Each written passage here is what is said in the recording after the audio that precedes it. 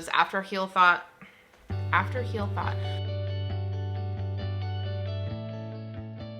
Hey everyone, welcome back to the Midwest Stitches YouTube channel. My name is Danielle and this is my channel where I talk all about my crafting adventures. Today is Tuesday, November 19th. I have a few finished objects to show you and some works in progress, so let's just jump right on in. You can find me on Instagram at midwest.stitches or on my website for a few more weeks at midweststitches.com or on Ravelry at Midwest Stitches. That's where you'll find all of my project pages for any knitting or crocheting projects that I have going, which will have all the notes, needle sizes, patterns used. Any of that stuff will be in those pages if I forget to mention it here. Okay, so finished objects. All right, let's start with these socks that I talked about and showed the last time are my Afterthought heel socks. And here they are. And these I did actually two different ways, a little bit different, and I'll explain that in just a minute. But this yarn is from Freckled Whimsy, and it is called Grandma's Sugar Cookies. And the heel color is just a mini that I had in my stash. I think I got it from Pumpkins and Wool when she used to dye yarn under that name. She's not under that name anymore. If you look for her, you won't be able to find her. But yeah, I did these with leftovers of the Grandma's Sugar Cookie color, and like I said, I did Afterthought heels. So the first one that I completed was this one, and I just did the Afterthought heel instructions from the Crazy Sock Ladies tutorial. The only difference that I have done, this is the second time I've done Afterthought heels, the only thing that I did different on the heels is instead of, I think it's decreasing every other row down to 12 stitches and then you Kitchener together, I just followed the instructions for her toe, her rounded toe, for the heel as well. And what that does is how it gives you a rounded toe, it also gives you a rounded heel. So you don't have any like, any pointed heels on the sides or dog ears or whatever you want to call it. You don't have that. So for this one, I did 8 rounds for the cuff, and then I believe I did 16 rounds for the leg, and then that's where I put my markers. And the second one, I'll overlap them so you can see. There's the second one. So I actually ended up doing the second one a little bit shorter because this first one was just a tad longer than I like. So I was trying to figure out my formula there. And for this one, I did the heel a little bit different. I did the decreases different. It's the same stitch count, but instead of knitting, like at the beginning of the round, knitting one, doing your decrease, and then three stitches left on the needle. On the other side, you do your decrease the last 2 stitches, and then knit one. If you're familiar, you know. Instead of doing that, you do the decreases right away at the very beginning and end. So knit 2 together first, then knit to the last 2 stitches. Do your SSK at the beginning of the round, knit to the end, then do your knit 2 together. So you do your decrease and increase, or your decreases at the beginning and end of every round instead of leaving one on either side. And it gives you a slightly more narrow decrease line. And I didn't really care for that. And so for this one, I did 8 rounds and then 8 for the cuff and the foot, leg, sorry. And that length is okay.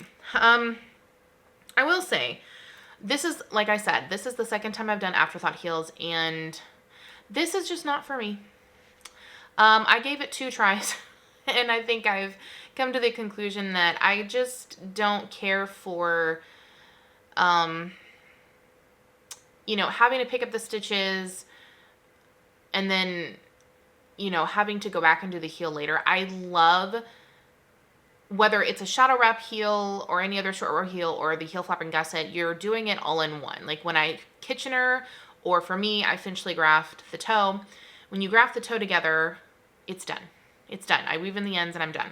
I love that. That gives you a sense of it's finished, and I can move on to the next project or whatever. This, with the afterthought heels, unless you do it as you go, which still, that I did that with the second one, and I don't recommend that. I had two different, I knitted a little bit and then I did the heel with another set of needles, and it was a mess. It was a complete mess.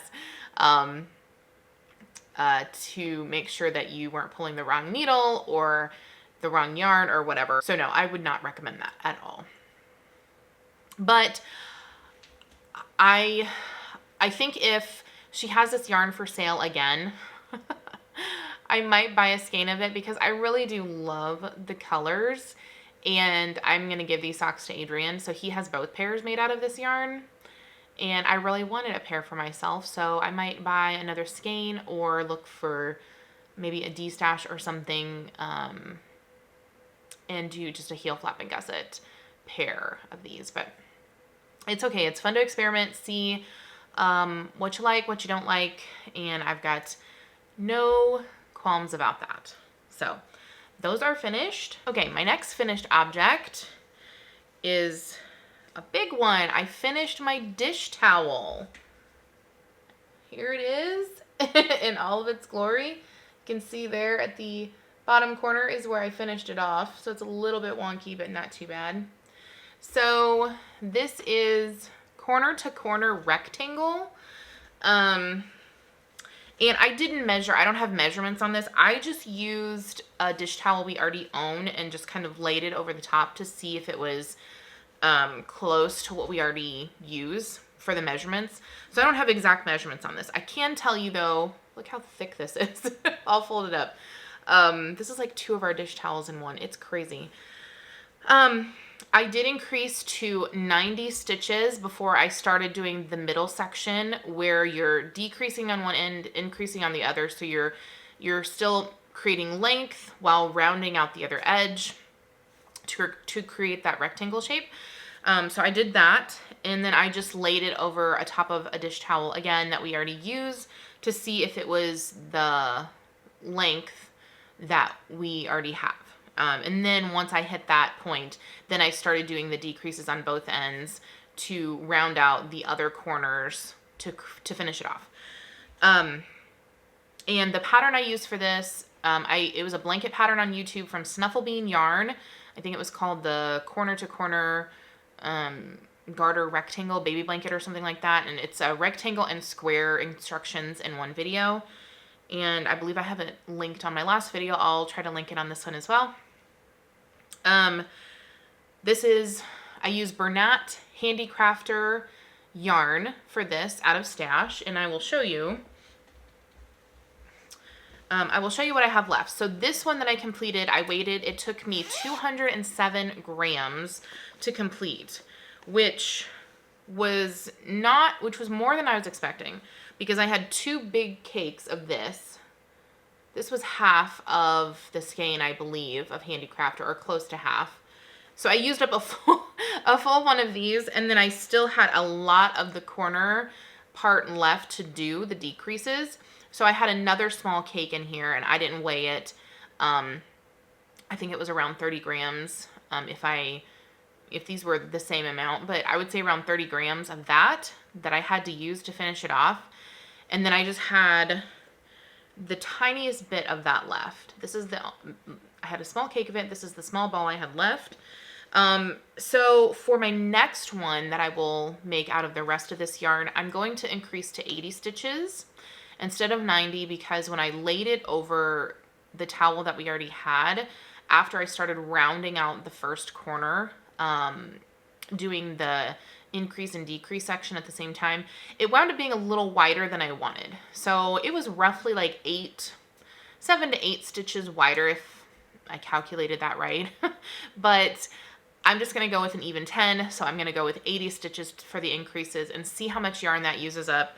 Hopefully I can get by with this yarn that I have left. If not, I'm thinking that I will have to dig into this yarn stash. This is all the you know, commercial cotton yarn I have left of this kind in my stash. So there's a little bit of this white.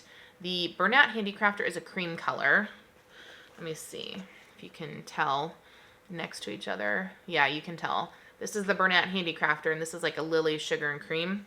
And this is just, I knotted these together years ago, but it's a gray and a brown that I magic knotted together. So I'm thinking I might have to dip into these ones, but I was kind of thinking when I start doing the middle section, it might be cool to put this in there, add that in, and just use it up, and then go back to the Handicrafter to finish it off and see how far that gets me. And then if I wind up with a little bit of yarn left, it's not really that big of a deal out of any of these. So we'll see. I'm not going to start that just yet. I kind of worked on it a lot over the weekend to finish that off, and worked on it a little too much. The bigger needles and the stiffer yarn, especially when you're doing the increasing and decreasing at the ends, kind of hurt my hands a little bit. But so I'm just going to take a break before I start this last one of this, and work on it a lot more slowly. So it'll take me longer to finish, but that's the plan, to finish up using this yarn. And for mine, I used a US 7 4.5 millimeter needle, and this was my interchangeables. I want to say this was either a 24, it was either 24 or 32. And by the time I increased to 90, I had to be really careful when I was pulling the other end, because it was really getting close to me running out of room. But I didn't want to change out the cable in the middle of the project, but it all worked out in the end. Hopefully I will have that out of my stash by the end of this year, by the end of December. That's my goal, and move on to my Nitpicks dishy, which we'll talk about here in just a minute, with those projects. I have some updates on that for you. Okay, and then my last finished object is another DK Hexi flower. Oh, look at that. I showed this the last time and it wasn't completely done, but it is so like blindingly green, but it's so pretty. I think this is gonna look very cute. Actually, I have two, don't I? Hold on. So here's the DK one. This is leftovers of Mandy's Makings Silly Monster sock set. And then I have a fingering weight one that I finished. I showed this the last time, I believe. I had it started, I think I only had one petal going on this, but here it is. Oh, it's so bright. I need sunglasses for this. But there it is. So this is leftovers from the Ghouls Just Want to Have Fun socks that I did from Stitchin' with Yarn. So this was the main skein and this was the mini. And I'm doing 4 different flowers. I have 4 different minis. So each of the flowers is going to have this for the middle, and then the petals will be different colors. So there's that one to add to the finished stack. Okay, works in progress. I have started a new pair of socks, of course, because when you finish one, you got to start another pair. And I have one of them finished. It basically knit itself. It was just, it flew off the needles. It was so much fun, especially after those afterthought, especially after those afterthought heels, where I was kind of disappointed in them and just, you know, I'm over it. But here is the first one. This is also Stitchin' with Yarn. This is her Suki's Wedding Day sock set. She has 2 minis, so this was the first mini, and the second sock will have the other mini for the toe. This was from the Knit People Knit Cal from last year that I had some sponsored products, some sponsored bags, and this was her sponsored yarn for that knit along. And if you are familiar with Gilmore Girls and the show, this color matches exactly from that episode. So I finished one, and these are for me, of course. And the second one will have this color. This is the mini for the second one. This beautiful blue. And I am on I have just picked up today, I've picked up the gusset decreases, so there's not a lot to show on that one. So next time I will have the finished pair to show you. And then after this pair of socks, I'm really diving into the Christmas yarns. So I'm hoping to have this pair done this week, which I'm pretty sure I will. But I'm diving into all the Christmas yarn that I have picked out. I caked up some more, like 2 more skeins this weekend from my stash, along with what I already have caked up. Not that I'm going to knit it all, because if I knit it all, that's like 8 pairs of socks, and I can't knit that fast. Nor do I have that kind of time, but it's nice to have options. So that will definitely be something you see the next time I record an episode, is some Christmassy yarn socks, and I'm so excited about it. I can't wait, especially because Thanksgiving's next week. So anyway, the next work in progress, I'll show you the next Hexi flower that I've started. So I've started a Christmas one. So this is a DK one, and this is leftovers from Daisy Stitch Co. that I made a pair of socks out of a couple months ago. So there's that one. I just did that today. So I'm trying to get back on my goal of knitting 1 petal a day. And that produces progress pretty quickly if you do it that way. Okay, so on to the Nitpicks dishy. So I did start the knit shaker dishcloth that I talked about the last time. I actually printed out the pattern and have it in here because I got tired of my iPad either dying or losing, you know, the screen going off or whatever. So I did start this one, and I am doing, I am doing the one with the picot edge. So here's what I have so far. Look at that. It looks like a candy cane. I love it. So I am doing the picot edge, as you can see. And this is Nitpicks dishy in, this is the Fiesta Red, and this is the Swan color, so it's like an off-white. And instead of the provisional cast on, I wanted to talk about this real quick. Instead of the provisional cast on that the pattern calls for, I used the knitting barber cords for that. And we'll see how that goes. I didn't do that on, I think I've only used them once before on something else, and I can't remember what it was for. I think it was just to hold stitches, but I'm excited to try it for this so I don't have to have a piece of scrap yarn just hanging around. And I did have them, oh, it came undone. Hold on. I had it tied in a knot, or a semi-knot.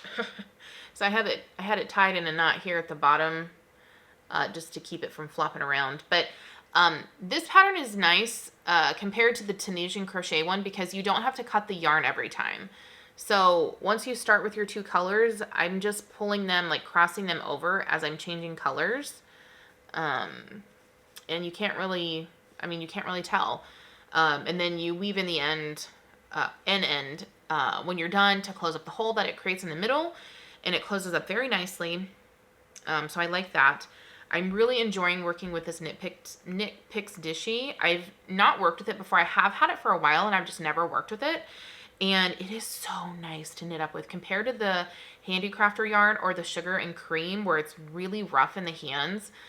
And it's actually a little bit thicker. I would say Nitpicks dishy is more of a DK weight and not a worsted weight like it's listed as, which is nice. So it's a little bit thinner, but it's just so nice in the hands. It's so much softer, so much easier to work with. I love it. I'm really going to enjoy this year-long project, or however long it takes me to use up all of this yarn that I have for this project. But I will say the pattern is completely worth it. It's $5. Sometimes it's kind of iffy on patterns like this, like, you know, it's a dishcloth. Do you really need the pattern? For this, Very Pink Knits, she does such a good job explaining everything, along with the videos on her YouTube channel on how to do everything. But the pattern is so worth the $5 because you get so many options. There is this size with the picot edge and without the picot edge. You get a coaster pattern with the picot edge and without the picot edge. And then you get instructions on how to make the size bigger or smaller with and without the picot edge. So you get like, I don't know, 5 or 6 different dishcloth / coaster patterns in one pattern for $5. So I think it's a really great deal. So my thoughts on this particular one. I'm probably not going to do the picot edge again after this one because while it is easy to follow the instructions for the picot edge, I have to look at the pattern constantly. And for me, looking at the pattern without the picot edge, I know that after doing it a couple of times, like a couple of segments, I will be able to have the pattern memorized and not have to look at it. And that's what I'm looking for because I'm going to be doing a lot of these. So you probably won't see the picot edge after this one. And I'm okay with that. I know I raved about how cute it was the last time, and it is totally cute, but I just, I'm lazy and don't want to look at the pattern constantly. So that's kind of my thought process on that. So for mine, I am using a 3.5 millimeter needle to knit mine, and I'm using my signature straights for this. This is what I was using for my DK jelly roll, and it's nice. I like having the straights to use these for another project, and not having a cord flopping around and all that kind of stuff. So that's nice. So if you have some straights or DPNs, you could use DPNs for this if they're long enough for this project, because there are so few stitches that you have to have cast on at any given time. So hopefully next time I'll have that done and I can show you the finished I can show you the finished product and give my thoughts on it a little bit more. So there's that. And I have just a little bit of mail today. I got a yarn in that I had, it was kind of a pre-order, or it was dyed to order. I don't even remember, honestly, but I got that in the mail and I thought I would show you. So more Stitchin' with Yarn. I ordered her gingerbread lane sock skein. Isn't it gorgeous? This is part of her Christmas collection, and this one just really spoke to me. I love these colors, and I don't have anything like this in my collection for Christmas yarn, so that's part of the reason why I wanted it, along with it being gorgeous. And with that, she so sweetly, Christy is just so sweet. She surprised me and sent me some test skeins that she had done, which I'm sure every dyer, if they're trying to come up with colorways for a collection, you have to experiment with the dyes. So I think that's where at least one of these came from, maybe two. So one of them has a name as a test skein. This is called Peppermint Forest. So this was a test skein. I know she has this in her shop, but I think the colors are a little bit more, I think darker and vibrant, but I love this test skein. I love the tones. So, and this is a 50 gram. And then she sent me this one, and it's just labeled one of a kind. But this one, I'm trying to figure out what I think it looks like. I have something in my mind, but I can't think of the word of what this color and these colors remind me of. Almost like a kaleidoscope, maybe? I don't know, but I love it too. Love that. And then that's a 50 gram. And then she also sent me this one of a kind 20 gram mini skein, this beautiful purple. Like, how pretty would this be in a Musselburgh if you had the full skein? Love this. Love this. So, there's those. And I did get some Yarnable in the mail. So they had an update of some extras from the July box. Yeah, the July colorway, September, October, November, which were all colors that I knew I wanted.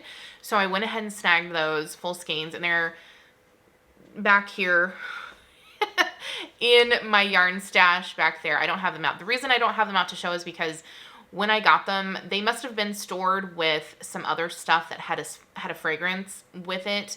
And I can't put my finger on what exactly the fragrance is. Not that it matters, but So all of them kind of had this smell to it, and I had them laying on this table here yesterday after I got it in the mail, and after a while I could smell it and it was starting to give me a little bit of a headache. So I just put them in a bin. I put them in a bin like this, and it's labeled, and it's over there on my yarn stash. And what I do, in case anyone else has this issue where you, like, maybe you're not familiar with the dyer or something, like, you know, it might smell like something that bothers you, or maybe you're allergic like I am, or sensitive. I would have done this yesterday, but it was pouring the rain all day. But normally what I do is we have some picnic tables in our backyard that are directly in the sun, with no shade until the end of the day. What I'll do is I'll take those skeins out there on like a tray that I have, you know, whatever, a cookie sheet or something, and put them on the picnic table early in the morning so that they get some sun and some fresh air. And then about midway through the day, I will go out there and turn them over so the other side gets that same sun exposure. And it doesn't distort the colors with just that small amount of sun. So I'm not worried about it. If anybody wants to comment about sun ruining the yarn and ruining the color or whatever, I'm not worried about that. I've never had that happen. I've done this many times before because I've gotten yarn from someone that has a fragrance on it that bothers me. So if I do that for the day, it's good to go. It kind of airs out any fragrance that it has, and I don't have an issue after that. I've done this many times with other yarn dyers before, and it's good to go. So in case that's something that you have an issue with as well, that's just a little tip from me to you. If you have a place that you can put it in the sun and fresh air for a day without it getting rained on, or you know, an animal coming after it or something, like just a safe place where it can get some fresh air, it will take care of the smell generally. Otherwise, if you don't have that issue, then you don't have to worry about it. But so I did get that. But if you're familiar with the colorways, I don't need to show them to you, but they are so gorgeous in person, even more gorgeous as always than I thought. And I'm so glad I was able to pick them up and to use them at some point in the future. So if you are interested in those for particular months colorways, hopefully they still have extras and you can go and snag those. And they're on the Hypnotic Yarn website. And that's it for me today. I don't have anything else to show you guys. Yeah, I've just got a few works in progress going right now. And oh, my blanket, my crochet blanket. I have worked on that a little bit, but not enough to really show. I finished up one color. I'll probably show that more maybe next time if I have some more progress on it, or I might wait until I'm done with it just to show the finished product. We'll see how I'm feeling the next episode. But that is all I have to share with you guys today. Thank you so much for watching. I really appreciate each and every one of you for tuning in. If you like this video, hit the like button. If you aren't subscribed already, hit the subscribe button. And I will see you guys next time. Take care. Bye.